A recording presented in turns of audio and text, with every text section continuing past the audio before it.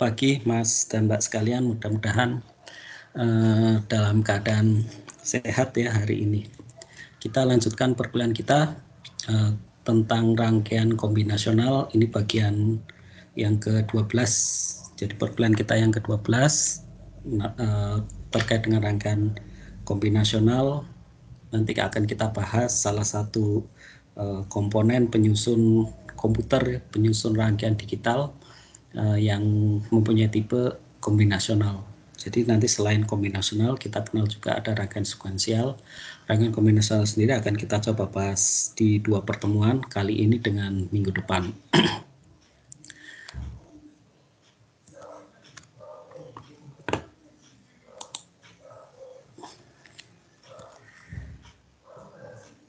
Baik, kita sebagai pengantar saya ingin mencoba menjelaskan bahwa nanti rangkaian digital itu sebenarnya setidaknya ya bisa kita bagi menjadi 2. Yang pertama itu adalah rangkaian kombinasional, kemudian yang kedua itu adalah rangkaian sekuensial. Kalau dan masing-masing nanti akan kita coba paparkan apa perbedaan keduanya, bagaimana kemudian perilaku kerjanya dan seterusnya. Dan di sini yang dikehendaki dari mahasiswa adalah mampu memahami apa itu rangkaian kombinasional, bagaimana perilakunya, dan perbedaannya nanti dengan rangkaian sekuensial. Kita coba lihat yang pertama adalah rangkaian kombinasional. Bahwa rangkaian kombinasional itu keluaran dia hanya ditentukan oleh masukan pada saat itu. Jadi keluaran pada saat ini hanya ditentukan oleh masukan pada saat itu. Sedangkan rangkaian sekuensial selain oleh masukan, keluaran juga ditentukan oleh keluaran sebelumnya. Sehingga dengan perilaku seperti ini, rangkaian sekuensial dia itu membutuhkan elemen penyimpan atau kita sebut sebagai storage. Salah satu storage yang nanti akan kita gunakan adalah flip-flop untuk menyimpan data 1 bit atau register untuk menyimpan data n bit. Nah, rangkaian kombinasional dengan rangkaian sekuensial itu ada di komputer. Misalnya kita kenal nanti rangkaian kombinasional itu adalah ALU, Arithmetic Logic Unit. Kita sudah belajar di pertemuan sebelumnya tentang rangkaian penjumlah dan rangkaian pengurang. Itu dia nilai keluarannya hanya tergantung dari nilai masukan saat itu. Misalnya Anda menjumlah 3 tambah 8 sama dengan 11. Berikutnya Anda menjumlahkan, waktu berikutnya ya Anda menjumlahkan misalnya 5 tambah 9 sama dengan 14. Nah, nilai keluaran 14 itu dia tidak tergantung dari nilai keluaran sebelumnya, tidak tergantung dari penjumlahan sebelumnya. Itu kita sebut sebagai rangkaian kombinasional. Termasuk juga decoder alamat. Decoder alamat yang ada di komputer ini juga merupakan rangkaian kombinasional. Karena keluaran saat ini tidak tergantung pada keluaran sebelumnya, dia hanya tergantung dari masukan pada saat ini. Beda dengan register dan pencacah yang masuk dalam rangkaian sekuensial. Pencacah atau counter ya, yang kita kenal sebagai counter, dia itu nilai saat ini tergantung juga nilai keluaran sebelumnya. Katakanlah misalnya sebelumnya nilainya 9, maka keluaran saat ini akan sama dengan 10. Berikutnya 11, berikutnya 12. 12, 11, 10 dia merupakan satu keadaan atau satu keluaran yang nilainya dia ditentukan oleh keadaan sebelumnya atau keluaran sebelumnya. Itu adalah rangkaian sekuensial. Nah, untuk menyimpan keadaan sebelumnya, dia akan membutuhkan storage elemen ya. Jadi kita bedakan antara rangkaian kombinasional dengan rangkaian sekuensial dari sisi perilaku, bahwa rangkaian kombinasional dia keluarannya hanya tergantung dari masukan pada saat itu, sedangkan rangkaian sekuensial dia keluarannya tergantung dari masukan dan juga keluaran sebelumnya. Dan untuk menyimpan keluaran sebelumnya akan dibutuhkan elemen penyimpan. Bisa berupa flip-flop atau register ya. Kemudian kita hari ini akan mencoba membahas tentang 2 komponen rangkaian kombinasional, yaitu multiplexer dan encoder. Pertemuan berikutnya kita akan membahas tentang blok yang lain, kombinasional yang lain, ada converter kode, ada demultiplexer atau decoder, dan juga nanti ada komponen output yang 7 segmen. Ini kita bahas di pertemuan berikutnya. Hari ini selain kita membahas tentang multiplexer dan encoder, kita juga akan bahas tentang teori expansion. Teori expansion ini nanti kita gunakan untuk mengimplementasikan rangkaian logika atau mengimplementasikan fungsi logika, tapi menggunakan komponen multiplexer. Kalau di bahasan sebelumnya Anda sudah belajar bagaimana cara mengimplementasikan fungsi logika dengan menggunakan rangkaian dua level AND OR ya, atau yang SOP maupun yang POS, OR AND maupun menggunakan NAND, gerbang NAND atau menggunakan gerbang NOR. Nah, implementasi berikutnya itu adalah Anda menggunakan multiplexer untuk mengimplementasikan fungsi logika. Jadi ingin saya coba sampaikan di sini bahwa dari spesifikasi desain yang berupa fungsi logika, Anda bisa mengimplementasikan dengan beragam opsi. Yang pertama menggunakan rangkaian dua level NOR, SOP ya, atau NAND, dia juga SOP, atau Anda implementasikan dengan POS, NOR maupun OR AND, dan yang terakhir Anda bisa mengimplementasikan dengan menggunakan multiplexer. Jadi dari fungsi yang sama jalannya bisa berbeda. Ini adalah konsep desain, bahwa desain itu akan tergantung juga ya. Yang pertama itu dari sisi pengalaman perancang, dia bisa antara satu perancang dan perancang yang lain dia bisa menghasilkan rancangan yang berbeda. Nanti mana yang dipilih tentu saja akan ada pertimbangan yang lain gitu. Baik, ini bahasan kita.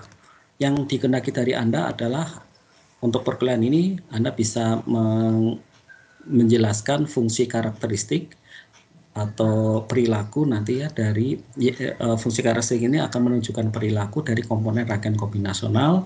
Kemudian Anda juga diharapkan nanti bisa mengaplikasikan dengan menggunakan TTL.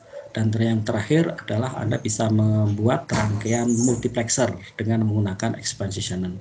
Materi bisa Anda unduh nanti di tautan ini. Kemudian secara lebih dalam Anda bisa membaca materi ini di buku sistem digital bab 10.1 dan 10.2.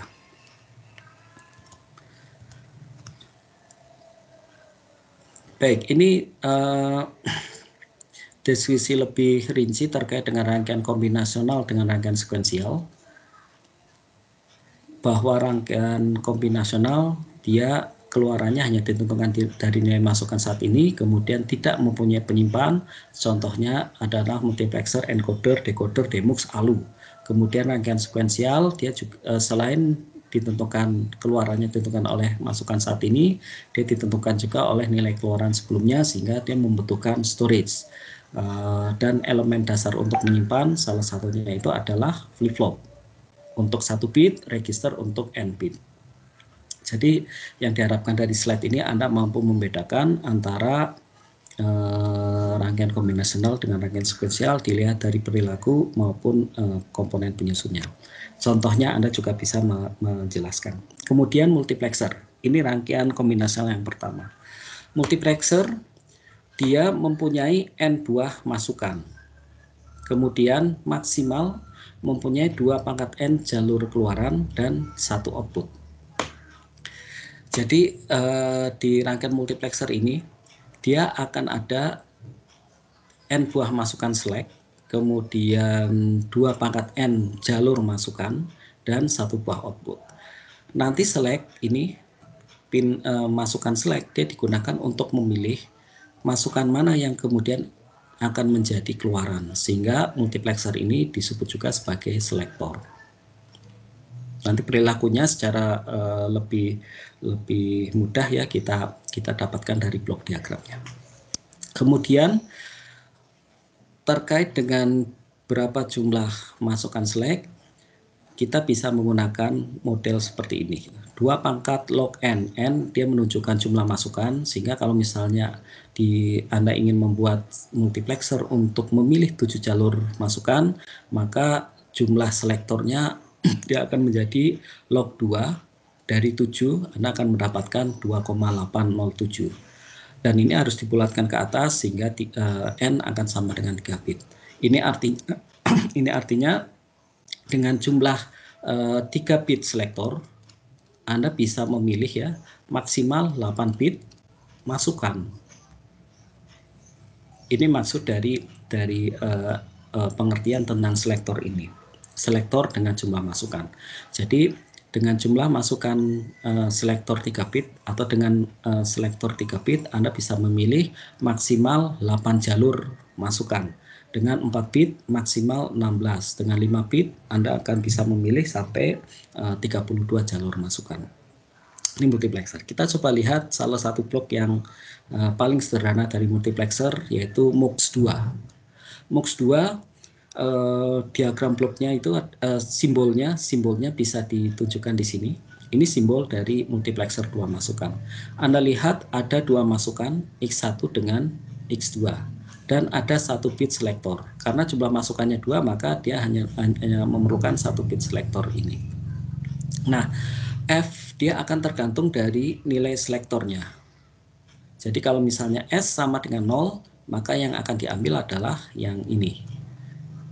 Atau F sama dengan X1 jika S sama dengan 0 dan akan sama dengan X2 yang bagian sini jika S sama dengan 1. Nah, dari perilaku ini Anda bisa melihat bahwa multiplexer dia itu bisa kita katakan sebagai selektor untuk memilih masukan mana yang akan menjadi keluaran. Ini adalah perilaku dari multiplexer. Nah, secara lebih matematis Anda bisa menyatakan dalam bentuk persamaan seperti ini ya, bahwa F sama dengan X0 kalikan S bar tambah X1 dot S. Anda bisa juga misalnya membuat peta Karnav ya. Ini X0 X1, di sini adalah S, ini 0 ini 1, 00 01 1110. Jadi kalau misalnya S sama dengan 0, maka Anda mengambil nilai keluaran dari X0 ya. Akan mengambil keluaran nilainya akan sama dengan X0 karena X0 ini nilainya 0, maka dia 0. Di sini 0, ini 1, ini 1. Kemudian kalau S sama dengan 1, dia akan mengambil masukan X1 dan nilainya 0, 1, 1, 0. Sehingga Anda bisa kelompokkan ini menjadi min term S bar X0. Di sini dia akan menjadi SX1. Sehingga dengan persamaan SOP kita bisa dapatkan F sama dengan S bar X0 ditambah SX1. Seperti inilah ya, seperti ini gitu. Mirip. Nah, kita juga bisa menyatakan perilakunya selain dengan menggunakan persamaan logika seperti ini, Anda bisa nyatakan dalam tabel karakteristik. Ini adalah tabel karakteristik dari multiplexer. Harapannya dari Anda ya, Anda bisa membaca yang pertama dari blok diagram seperti ini Anda bisa membaca perilakunya. Kemudian dari fungsi Anda bisa menyatakan perilaku dari rangkaian, baik yang menggunakan model yang di atas yang seperti ini ya, ataupun menggunakan persamaan fungsi yang seperti ini. Kemudian yang ketiga, Anda bisa membaca nanti dari tabel karakteristik bagaimana perilaku dari multiplexer. Kemudian implementasi multiplexer. Tadi kita nyatakan bahwa F itu akan sama dengan, kalau melihat rangkaian ini ya, D itu akan sama dengan S bar ya, S bar kalikan X ditambah S dot Y. Kita implementasikan dengan rangkaian 2 level, ini adalah N, ini adalah OR. Anda akan dapatkan implementasinya kalau misalnya menggunakan CMOS, dia total akan ada 20 transistor. Nah, ada implementasi yang lain, multiplexer, itu dengan menggunakan TG. Ini adalah TG, Transmission Gate, yang sudah kita pelajari bahwa TG ini dia digunakan untuk seperti run ya, yang digunakan untuk membuka atau menutup si TG ini di keluarannya. Kalau misalnya dia tidak aktif, maka keluarannya akan sama dengan floating atau set. Kemudian kalau misalnya dia aktif, maka keluaran akan sama dengan masukan. Ini adalah TG. Nah, implementasi TG dari multiplexer itu, untuk multiplexer itu bisa Anda jumpai di diagram rangkaian seperti ini. Anda bisa melihat bahwa kalau misalnya S sama dengan 0 ya, maka di sini dia akan sama dengan 1.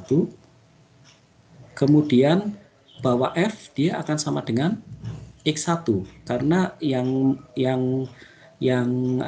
yang atas ini dia aktif, TG yang bawah dia tidak aktif. Yang menyebabkan F akan sama dengan X1, X2-nya di sini dia akan floating, akan Z. Demikian juga sebaliknya, kalau misalnya di sini masukannya adalah 1, maka di sini akan sama dengan 0, di sini akan sama dengan 1, di sini akan sama dengan 1. Yang ini dia tidak aktif. Yang aktif adalah yang bawah. Sehingga F akan sama dengan X2. Kalau S sama dengan 1. Ini adalah rangkaian implementasi MUX dengan menggunakan TG. Dengan TG dia akan menghasilkan efisiensi penggunaan transistor. Anda bisa melihat bahwa transistor yang digunakan untuk mengimplementasikan MUX dengan TG itu akan sama dengan 6 transistor. Masing-masing TG ini 2 buah transistor, kemudian gerbang NOT ini 2 buah transistor. Anda silakan nanti coba melakukan analisis kalau menggunakan gerbang NAND berapa jumlah transistor yang dibutuhkan. Yang pasti nanti jumlah transistornya akan lebih besar dari 6. Sehingga implementasi multiplexer ini lebih disukai ya dengan menggunakan transmission gate ini. Nah, berikutnya adalah multiplexer yang 4 masukan. 4 masukan digunakan untuk memilih 4 buah masukan.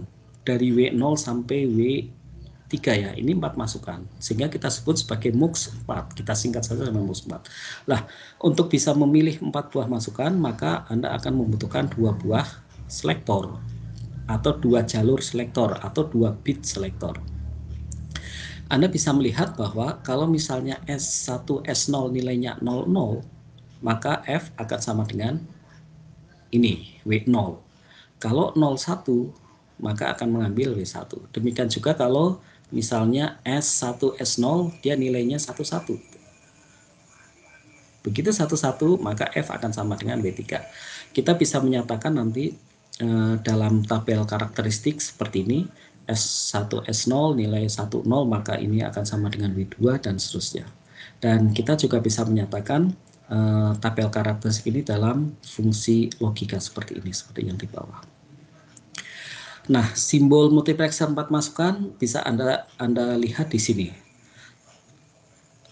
Tapi kita juga bisa membuat multiplexer 4 masukan itu dengan menggunakan multiplexer 2 masukan. Anda bisa melihat di gambar yang sebelahnya bahwa nanti akan ada 2 level. Ini level yang pertama dan ini adalah level kedua. Multiplexer level pertama dan level kedua masing-masing diimplementasikan dengan menggunakan multiplexer 2 masukan. Anda bisa melihatnya di sini. Yang level pertama dikontrol oleh S0. Level kedua dikontrol oleh S1.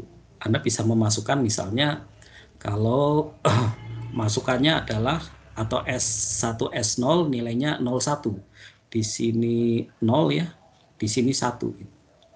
Kalau misalnya S1 sama dengan 0, maka yang akan diambil adalah jalur yang ini.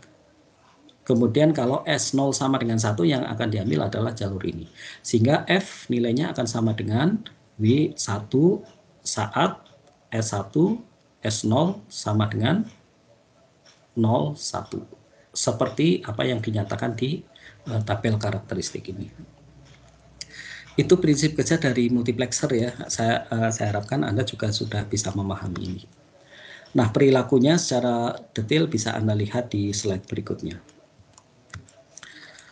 Bagaimana kemudian mengimplementasikan rangkaian MUX? Rangkaian MUX ini kalau dari persamaan yang tadi sebelumnya, yang dinyatakan dalam persamaan yang bawah sini, yang ini ya, Anda bisa menyatakan dalam rangkaian NOR, rangkaian SOP-nya seperti ini. Ini rangkaian N-nya, level N-nya, ini level OR-nya, 2 level NOR, SOP. Anda bisa menggunakan rangkaian seperti ini. Anda bisa menghitung bahwa transistornya adalah 64 transistor. Nanti silakan Anda bisa coba buat ya rangkaian dengan menggunakan TG untuk mengimplementasikan multiplexer yang 4 masukan ini. Anda bisa mendekomposisi menjadi MUX 2 masukan seperti ini ya. Kemudian Anda bisa memasukkan menghitung berapa jumlah transistor yang dibutuhkan.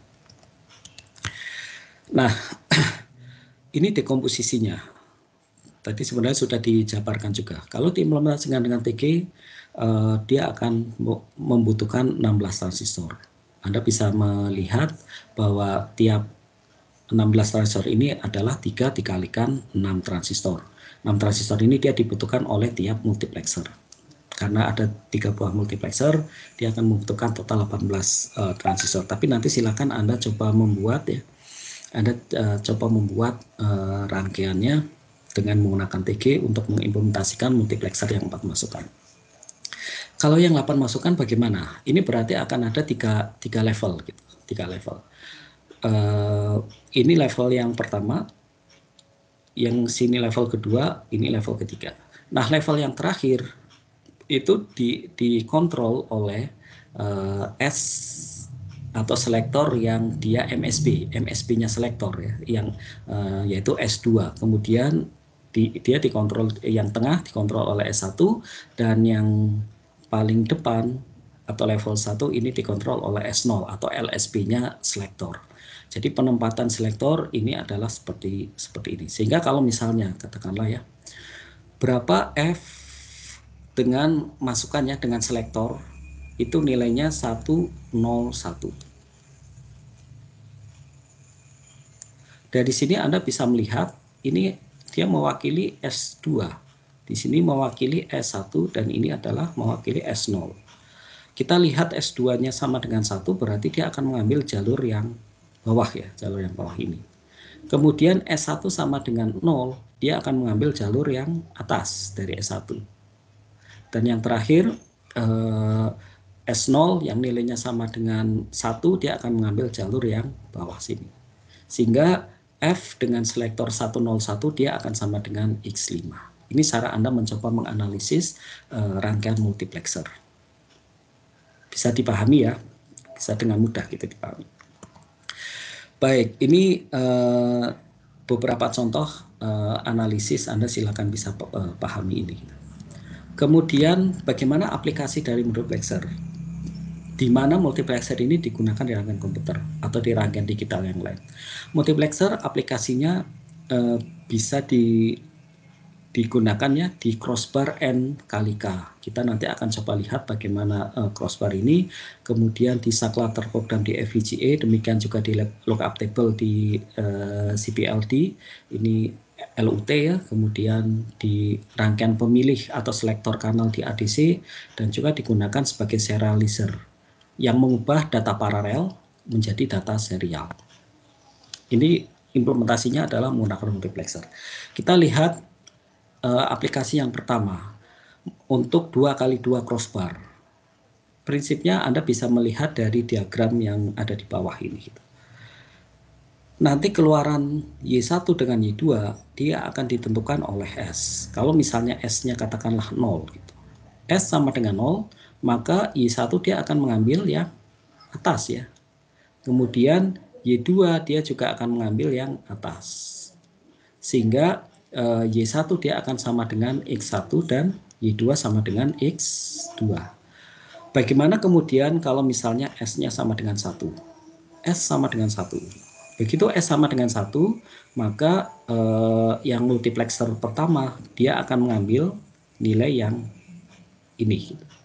Yang nilainya sama dengan, atau Y1 dia akan sama dengan X2, dan Y2 dia akan mengambil nilai dari X1 sama dengan X1. Kalau Anda lihat kan dia seperti silang ya, seperti silang. Kita sebut sebagai crossbar. Ini salah satu implementasi multiplexer. Multiplexer digunakan di crossbar 2x2. Bagaimana crossbar yang lain silakan nanti Anda bisa buat ya, bisa buat rangkaiannya. Demikian juga di programmable switch. Ini switch yang terprogram, ada di FPGA. Anda bisa melihat strukturnya itu yang di bagian sini ya, implementasi transistornya. Di bagian daerah sini, yang ini, itu adalah multiplexer. Dia masukannya 0101. Atau kalau misalnya kita coba lihat ya, bahwa ini adalah selektornya. Gitu.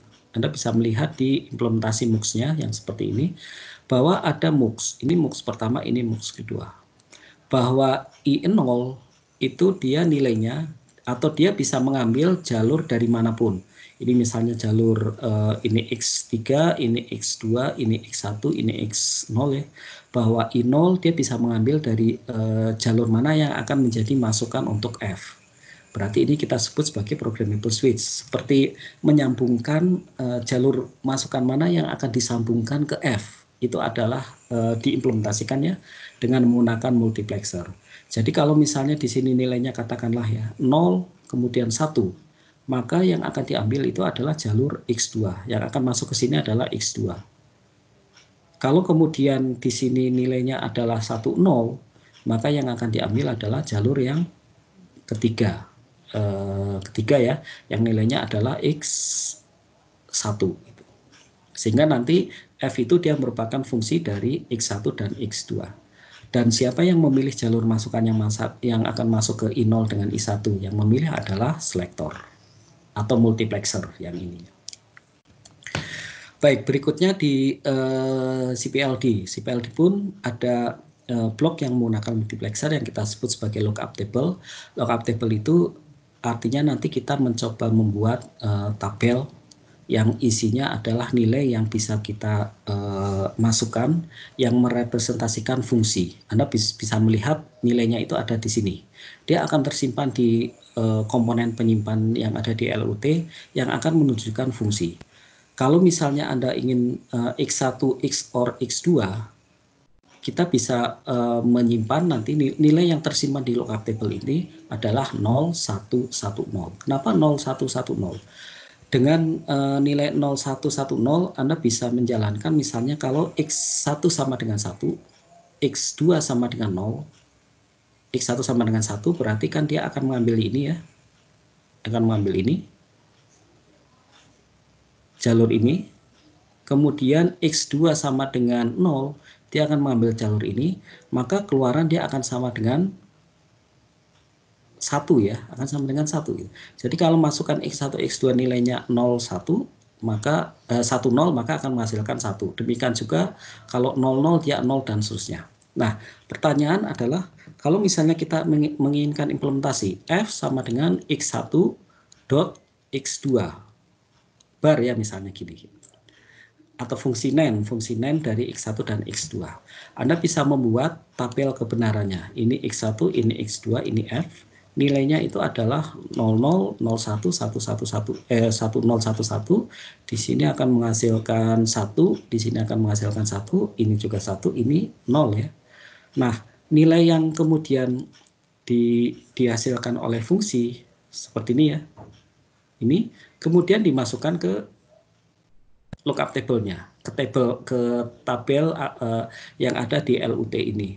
Yang nilainya nanti dia akan sama dengan 1101 untuk 1110 ya, untuk merepresentasikan fungsi NaN. Jadi nanti fungsinya ini bisa beragam tergantung dari nilai yang kita simpan di LUT ini. Itu adalah prinsip dari LUT, lookup table yang ada di CPLD yang diimplementasikan dengan multiplexer. Berikutnya di serializer. Serializer ini banyak digunakan untuk mentransmisikan data paralel. Jarak jauh ya, jarak jauh. Kita memahami bahwa transmisi serial itu akan hanya membutuhkan satu jalur saja untuk mengirimkan data. Sedangkan yang paralel dia membutuhkan banyak jalur, sehingga untuk transmisi yang jarak jauh, yang paralel ini dia tidak efisien sehingga kemudian perlu datanya diserialkan. Nah, cara untuk mengubah data paralel menjadi data serial yang kita sebut sebagai serializer ini digunakan multiplexer. Ini multiplexer, kemudian selektornya bisa menggunakan pencacah. Katakanlah kalau misalnya Anda punya 8 bit paralel, data paralel seperti ini dari D7 sampai D0, Anda akan butuh selektor dari C ini ya, dari C2 sampai C ini 8 bit, ini 3 bit. Seperti seperti konsep kita bahwa ini adalah N, ini adalah 2 pangkat N. Nah, nilai pencacah ini nilainya bisa dari 00 sampai 11.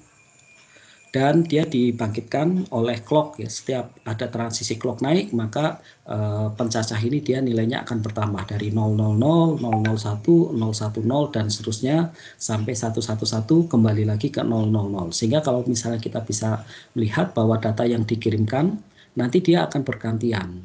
Mana yang kemudian terlebih dahulu akan tergantung algoritma atau rangkaian yang kemudian Anda berikan di sini, tergantung pencacahnya. Kalau misalnya ini dari C0, C1, C2 dengan posisi seperti ini, berarti kalau misalnya C0 ini nilainya adalah 001, maka yang akan diambil adalah yang ini. Dan dia akan berurut ya, kalau ini adalah C2, C1, C0, maka dia akan berurut dari D0 terlebih dahulu dikirimkan, D1 dikirimkan, D2 dan seterusnya sampai D7. Itu adalah serializer atau yang mengubah dari data paralel menjadi data serial. Demikian juga di pemilih kanal ADC. Ini pun ada multiplexer.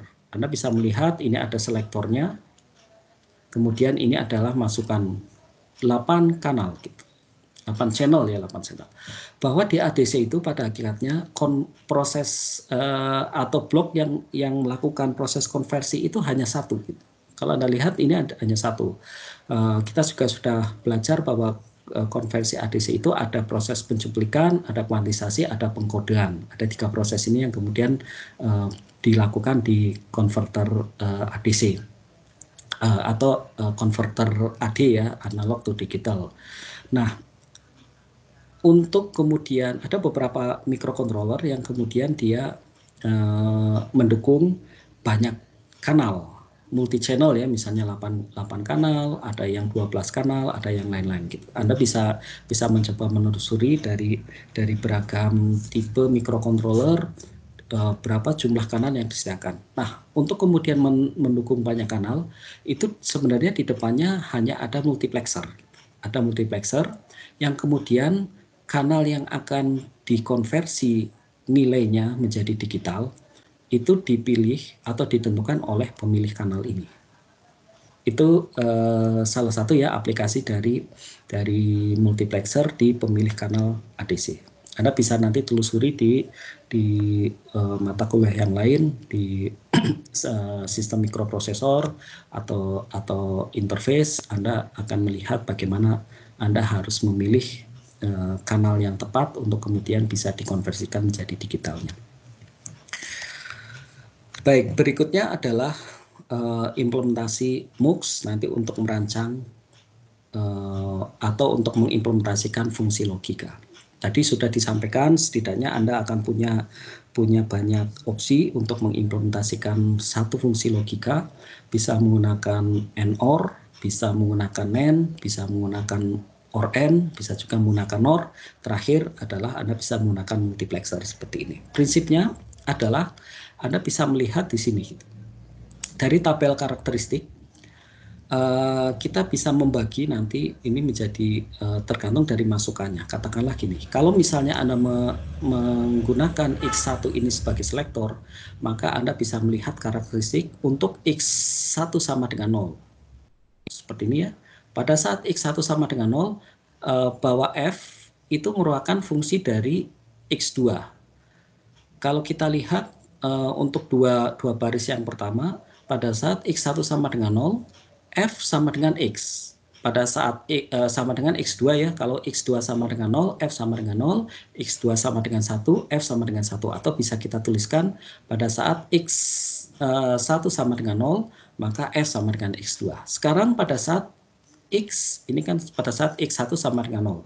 Di sini pada saat X1 sama dengan 1. Pada saat X1 sama dengan 1, Anda bisa melihat bahwa F itu merupakan not dari X2. Atau kita tuliskan seperti ini. F sama dengan X, not dari X2 pada saat X1 sama dengan 1. Nah, dari sini kemudian kita bisa membuat tabel karakteristiknya menjadi seperti ini gitu. X1 sama dengan 0, F sama dengan X2, X1 sama dengan 1, F sama dengan X2 bar. Kalau kemudian kita terjemahkan atau kita implementasikan dengan rangkaian multiplexer, dia akan menjadi seperti yang ini.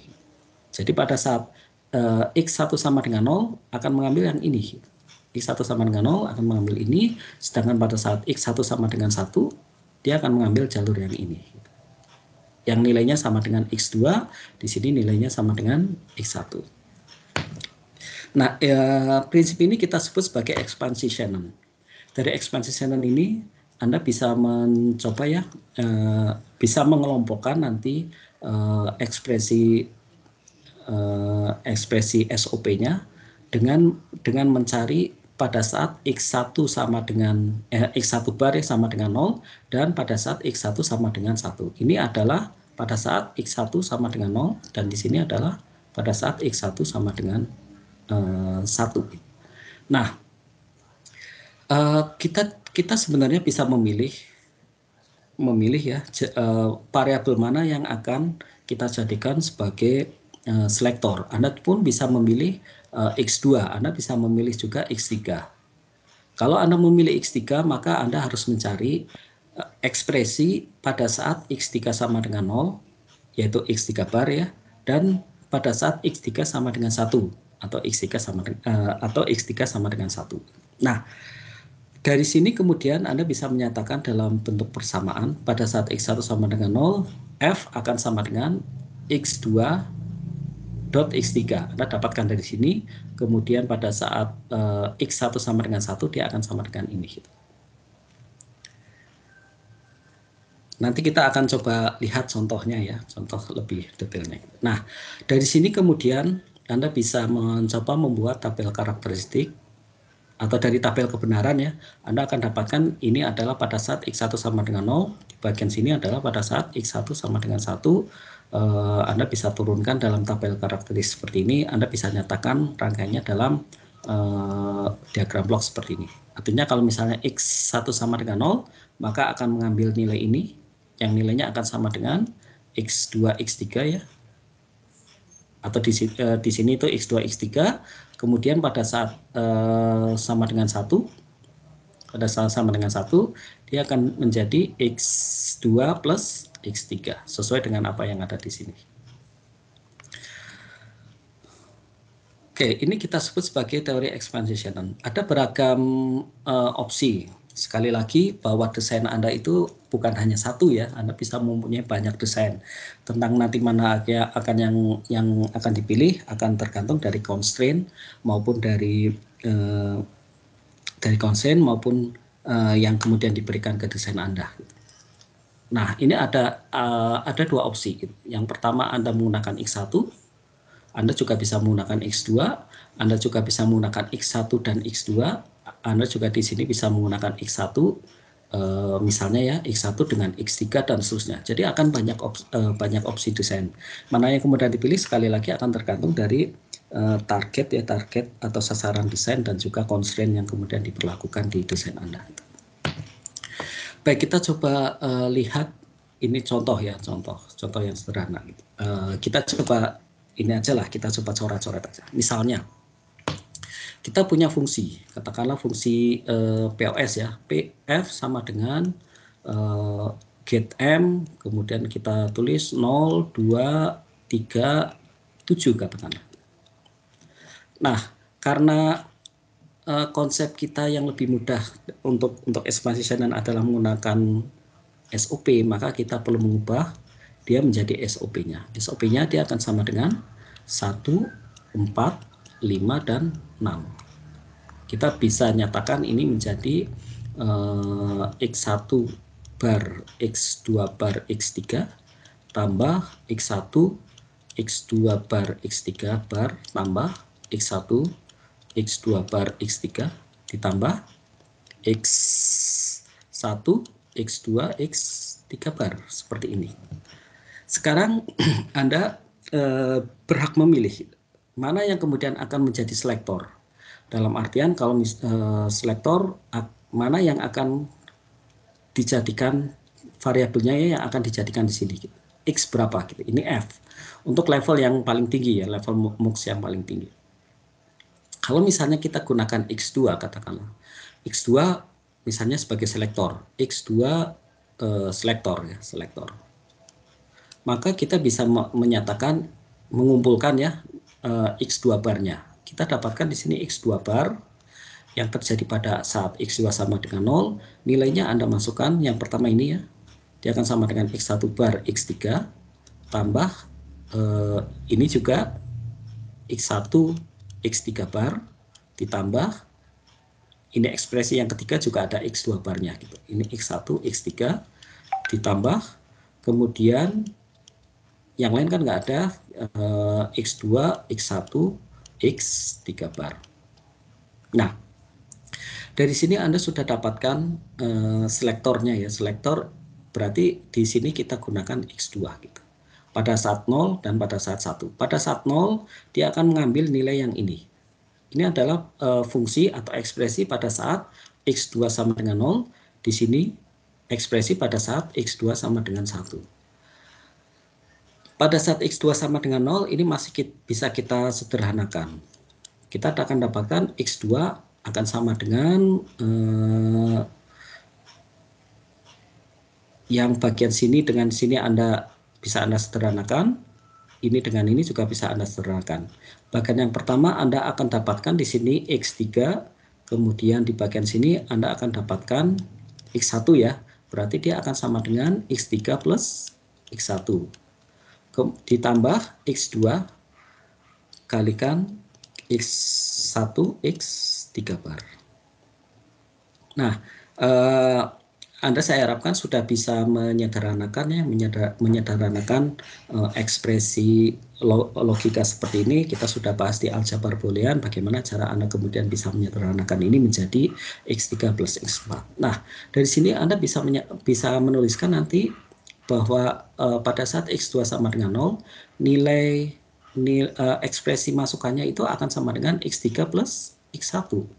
Kemudian di bagian sini dia akan sama dengan X1, X3 bar. Silakan nanti Anda bisa membuat rangkaiannya ya. Rangkaiannya dia akan menjadi seperti ini. Ini X1, X3. Kemudian di bagian sini Anda menggunakan gepang N. Ini ada X1 dan ada not dari X3. Ini X3 gitu. Ini rangkaian multiplexer dengan menggunakan X2 sebagai selektor. Oke, mudah ya Mas dan Mbak. Sekarang bagaimana kalau misalnya kita gunakan, katakanlah gini, X1 dan X3 sebagai selektor. X1 dan X3 sebagai selektor. Saya coba tulis ulang yang persamaan sebelumnya gitu, yang mengandung semua fungsi ya. Ini saya coba tuliskan lagi. Saya tuliskan lagi dia sebagai X1 bar, X2 bar, X3 plus X1, X2 bar, X3 bar, plus X1, X2 bar, X3 plus X1, X2, X3 bar. Katakanlah kita menggunakan selektor X1 ini sebagai top levelnya. Top levelnya dia menggunakan X1, kemudian level berikutnya menggunakan X3. Berarti kita pisah dulu menjadi X1 barnya dulu gitu. X1 karena ini sebagai selektor, maka kita dapatkan ini X2 bar, X3. Kita kumpulkan lagi yang ada X1 barnya, sudah nggak ada, ini hanya satu ekspresi. Ditambah X1 kalikan X2 bar, X3 bar, tambah di sini menjadi X2 bar, X3, tambah sini menjadi X2, X3 bar. Nah, kemudian level yang kedua kita menggunakan X3. Begitu menggunakan X3, kita perlu cari nanti di bagian level kedua. Level keduanya dia akan menjadi di sini. Ini X3 karena di sini dia tidak di sini ya, bagian sini tidak ada komponen X3 barnya, kita kalikan dengan 0. Karena X3 bar dot 0 dia akan sama dengan 0, dan kalau 0 di n-kan atau di-or-kan dengan X3 X2 bar dia tetap akan sama dengan X3 X2 bar. Nah, ini komponen pada saat X3 sama dengan 1. Jadi kalau kita uraikan ya, di sini ini yang level kedua ya. Di sini adalah pada saat X3 sama dengan 0, di sini adalah pada saat X3 sama dengan 1. Berikutnya yang bagian sini adalah pada saat X1 sama dengan 0. Ini penjelasan tentang levelnya. Kemudian yang bagian untuk X1 sama dengan 1. Ini kita tuliskan X1, bagian ini kita kelompokkan berdasarkan X3. Ada X3 bar. X3 bar dan nilainya akan sama dengan X2 bar ditambah ini ya, tambah X2. Ada dua ekspresi pada saat X3 sama dengan 0. Yang pertama ini, kemudian yang kedua adalah ini. Berikutnya ditambah ya, tambah X3 pada saat X3 sama dengan 1, ini X2 bar. Seperti ini. Sama seperti penjelasan sebelumnya, bahwa ini adalah ekspresi untuk X3 sama dengan 0, dan ini adalah ekspresi untuk X3 sama dengan 1. Dan Anda kemudian bisa menyederhanakan bahwa X2 bar tambah X2 sesuai teorema ya, bahwa ini akan nilainya sama dengan 1 ya, ini nilainya sama dengan 1. Sehingga Anda nanti akan dapatkan rangkaian dengan 2 level. Bagaimana kemudian rangkaiannya? Saya ingin coba hapus yang ini dulu ya, untuk kemudian kita membuat rangkaiannya gitu. Rangkaiannya bagaimana? Yang pertama Anda bisa membuat yang level pertama gitu. Level atas ya, yang menghasilkan F. Nilainya 01, dia dikontrol oleh X1 gitu. Dikontrol oleh X1. Kemudian pada saat dia sama dengan 0, dia nilainya akan sama dengan ini gitu. Dan kemudian kita menggunakan multiplexer yang kedua, yang dia dikontrol oleh X3 gitu, yang nilainya 0 atau 1. Pada saat X3 sama dengan 0, dia akan mengambil nilai sama dengan 0. Ini adalah 0. 0 bisa Anda simbolkan nanti dengan ground. Ground itu dia merepresentasikan logic 0.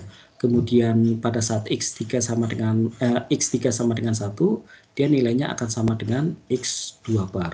Atau bisa kita gambarkan saja seperti ini, X2. Berikutnya pada saat X1 sama dengan 1, kita pun membuat level yang kedua, level multiplexer yang kedua dengan menggunakan X3. X3, Anda bisa melihat di sini bahwa pada saat X3 sama dengan 0, dia nilainya sama dengan 1 ya, sama dengan 1. 1 bisa Anda tuliskan dengan simbol VDD. Di sini adalah VDD.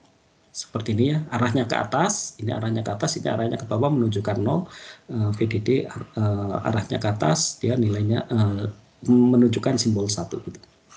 Kemudian pada saat X3 sama dengan 1, dia nilainya akan sama dengan X2 bar. Ini X2 bar. Ini X2. Baik, ini rangkaian 2 level multiplexer ya, untuk fungsi Max Theorem 0237. Anda bisa mengimplementasikan dengan menggunakan 1 level seperti ini. Anda juga bisa mengimplementasikan dengan menggunakan 2 level ini. Baik, saya coba lanjutkan. Bahwa implementasi itu bisa beragam. Anda bisa menggunakan rangkaian SOP, 2 level SOP, NOR, OR-N, atau yang POS ya, yang POS, OR-N maupun NOR. Anda pun bisa mengimplementasikan dengan menggunakan rangkaian multiplexer seperti ini. Ada yang 1 level, ada yang 2 level.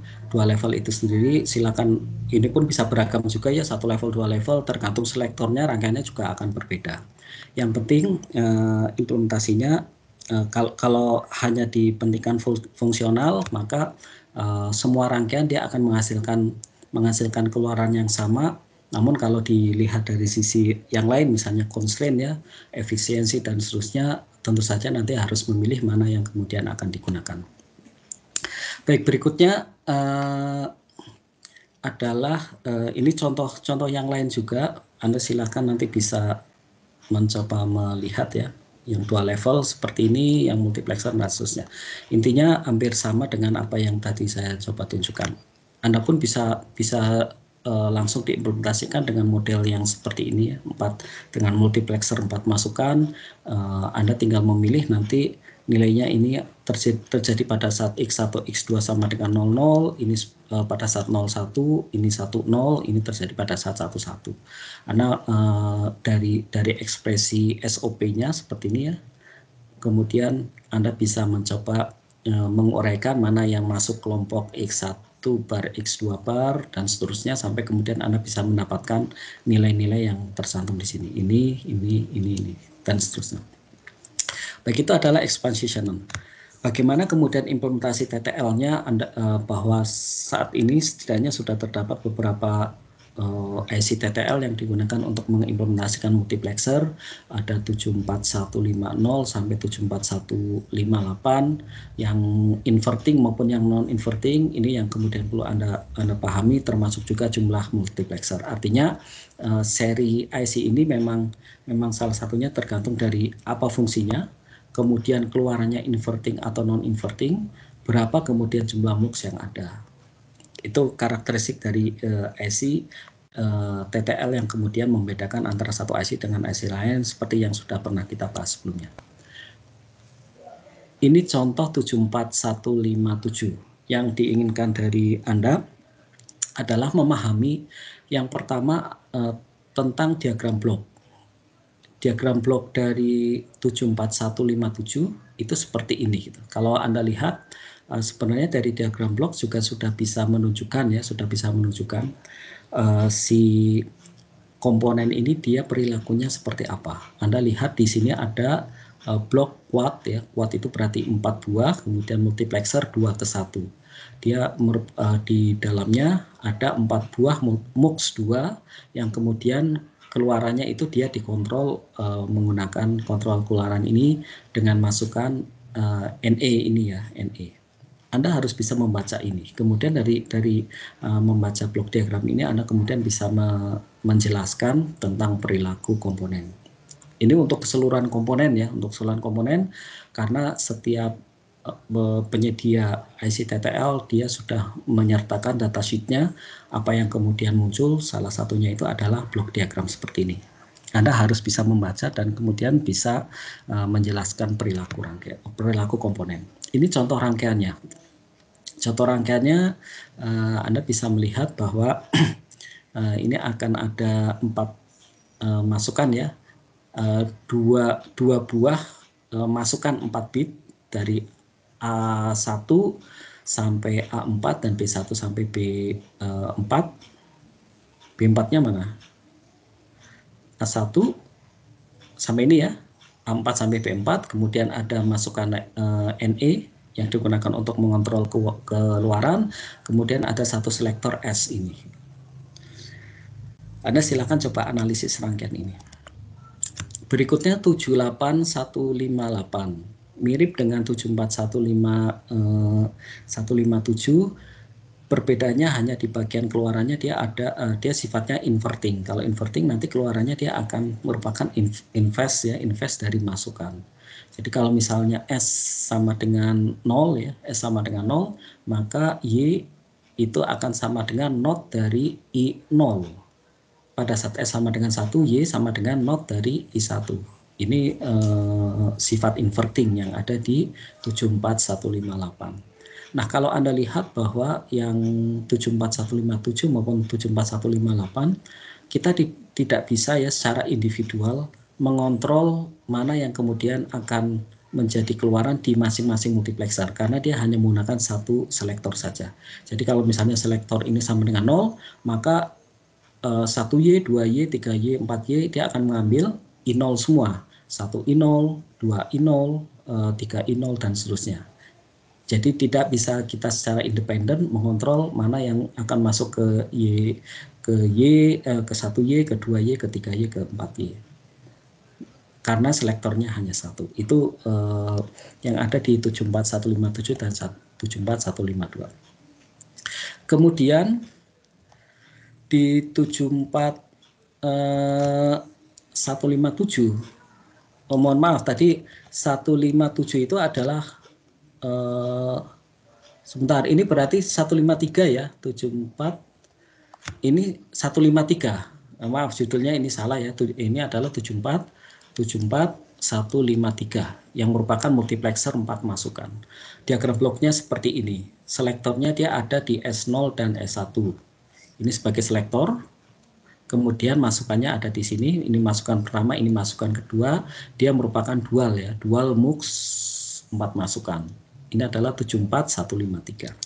Kemudian 74151 itu adalah multiplexer 1/8. Ini masukannya ada 8, selektornya ada 3 bit, kemudian ini ada kontrol keluaran. Dan keluarannya kalau Anda lihat ya, ada keluaran yang inverting, ini inverting, yang di sini adalah non-inverting. Anda pun nanti harus bisa membedakan ini. Berikutnya, blok berikutnya adalah encoder. Encoder dia digunakan nanti untuk mengkodekan informasi dari masukan 2 pangkat n menjadi keluaran n bit. Jadi masukannya itu adalah 2n, 2 pangkat n ya, kemudian keluarannya n bit. Jadi, kalau misalnya masukan 8 bit, maka keluaran 3 bit. Masukan 10 bit, contoh aja ya, 10 bit, maka atau 10 jalur, maka keluarannya dia akan 4 jalur, 4 bit. Nanti akan ada jalur yang kemudian sifatnya don't care, yang tidak pernah terjadi.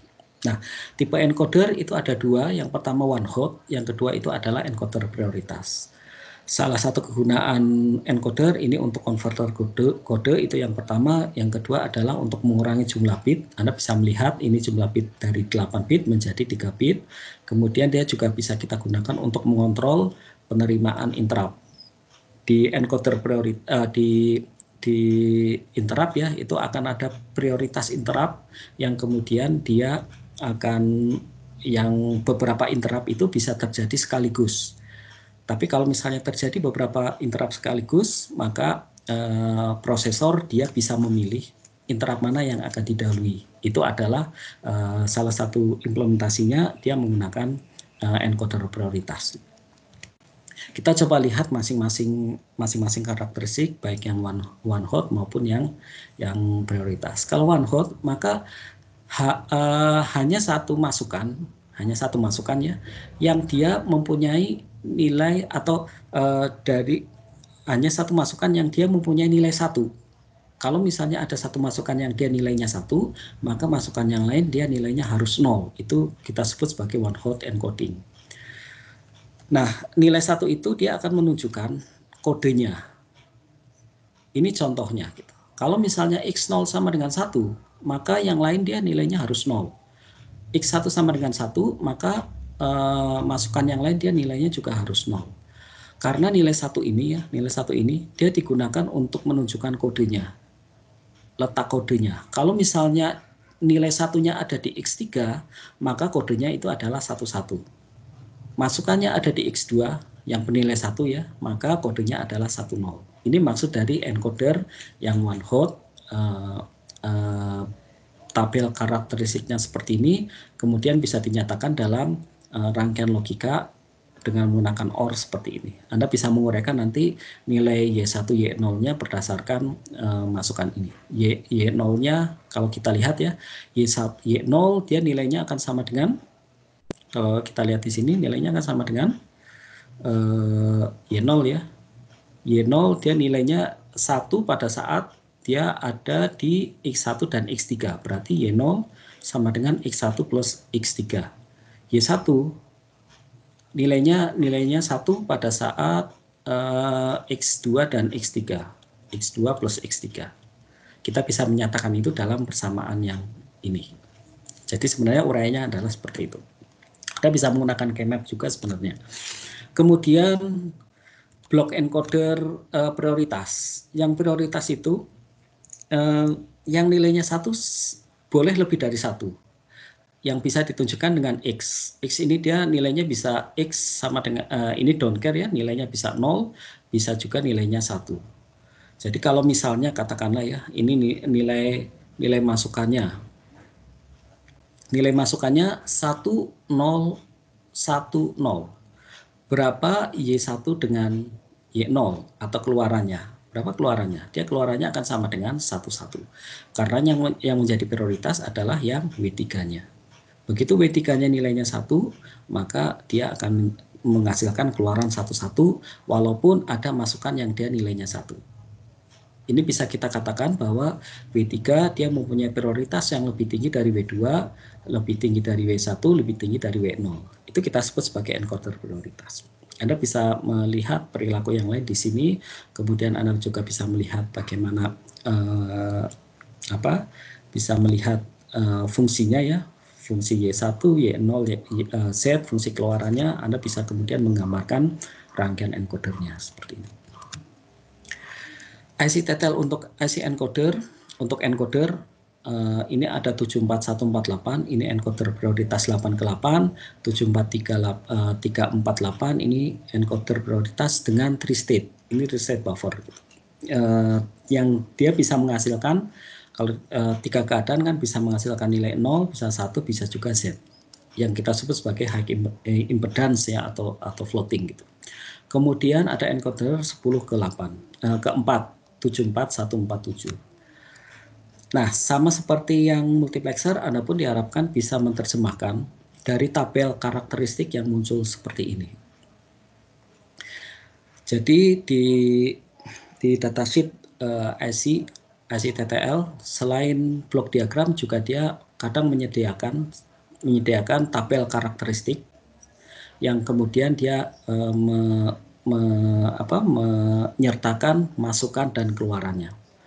Kita coba lihat untuk yang encoder prioritas. Encoder prioritas kalau kita lihat dari tabel karakteristik ini, Anda nanti harus bisa membaca ya. Dia ditentukan oleh nilai kodenya ya, oleh I0 sampai I7 yang akan menghasilkan kode A2, A1 dan A0. Nah, nilai kodenya itu akan ditentukan oleh posisi L-nya. Kalau Anda lihat kan ini L-nya ya, ini L-nya. Dan dia merupakan prioritas. L yang nilainya paling akhir, dia akan menjadi kodenya. Gitu.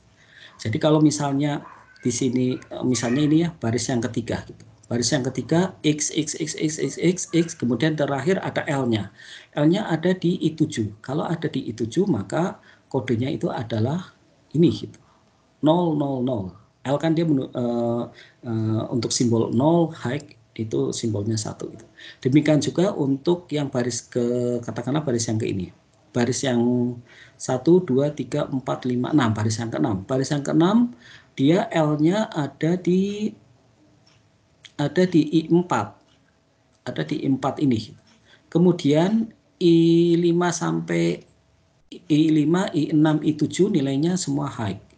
Kalau misalnya di sini ada L juga, maka kodenya tetap 011 karena ini adalah merupakan encoder prioritas, mana yang kemudian dia dia bernilai L, dia akan menghasilkan kode keluaran. Kalau L-nya ada di tadi ya I6, maka kodenya adalah LLH. L-nya ada di I2, maka kodenya adalah 101 seperti ini gitu. 101 ini gitu. Nah, bagaimana dengan keluaran yang lain gitu? Di sini ada baris yang pertama.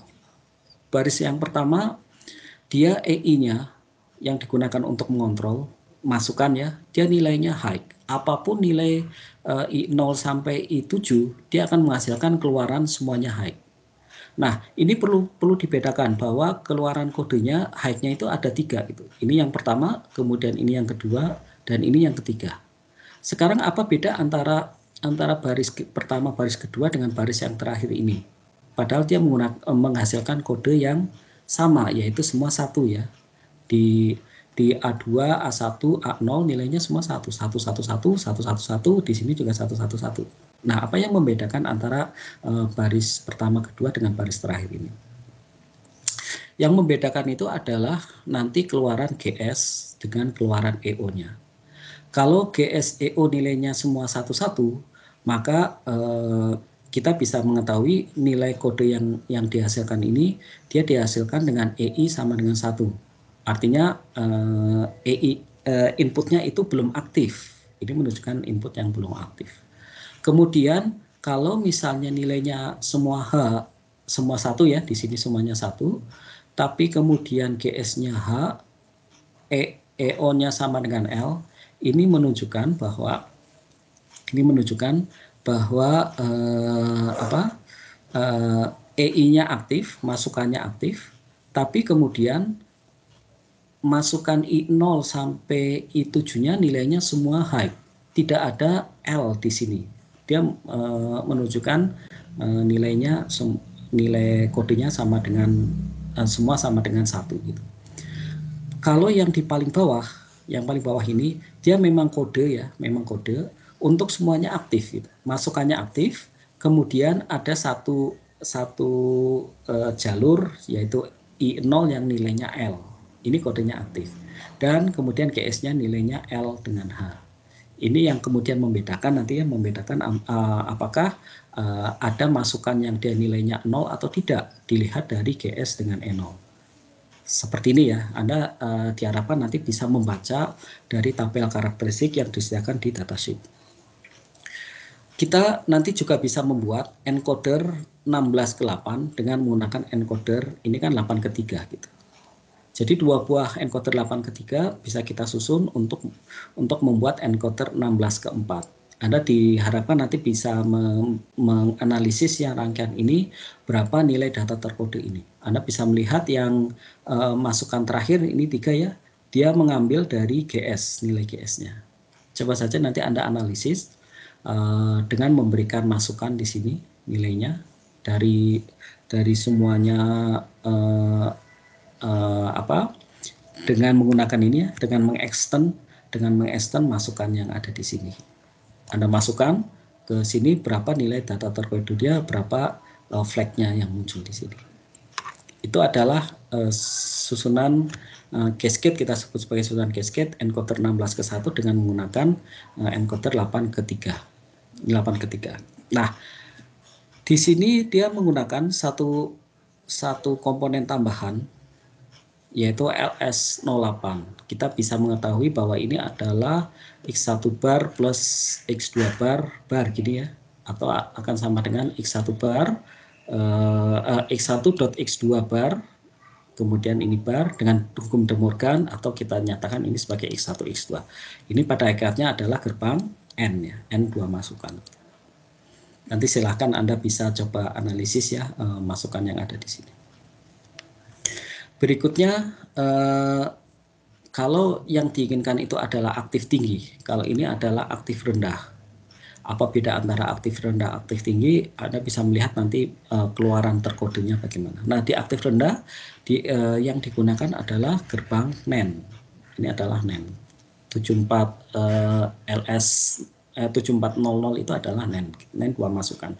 Ini pun merupakan encoder 16 ke 4. Kemudian ada juga encoder yang 3 keadaan. Yang 3 keadaan Anda bisa melihat ada kondisi keluaran yang dia itu Z. Ya. Ini Z, ini juga Z. Keluarannya dia Z, artinya nanti keluaran itu dia mengambang tidak tersambung dengan port keluaran yang biasanya dia digunakan untuk mengirimkan data ke jalur bus. Kalau misalnya Anda punya ya, misalnya ini ada komponen, Anda punya komponen, ini keluaran, ini kemudian menghasilkan keluaran, akan masuk ke jalur bus, ini bus ya, bus yang sama, maka sebaiknya keluaran di sini dia menggunakan tri-state.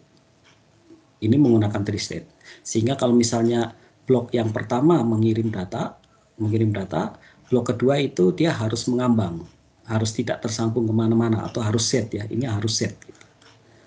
Atau sebaliknya, sehingga hanya satu jalur yang kemudian dia bisa tersambung ke bus ini. Itu fungsi dari tri-state gitu. Nah, bagaimana kemudian encoder 64 jalur Anda bisa mencoba membuat seperti ini, bisa cascade dengan menggunakan LS348 juga. Jadi 348 sebanyak 4 buah ya, 8 buah untuk 64, kemudian ditambah lagi dengan satu encoder lagi.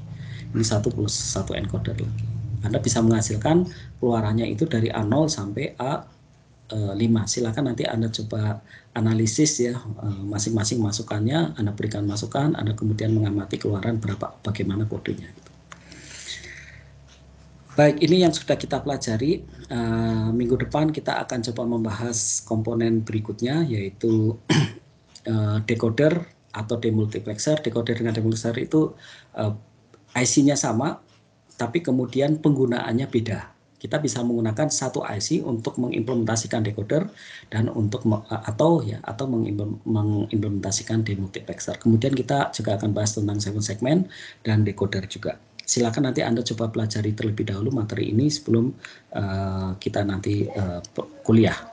Baik, itu yang bisa saya sampaikan untuk perkuliahan kita hari ini. Kalau ada pertanyaan silahkan disampaikan.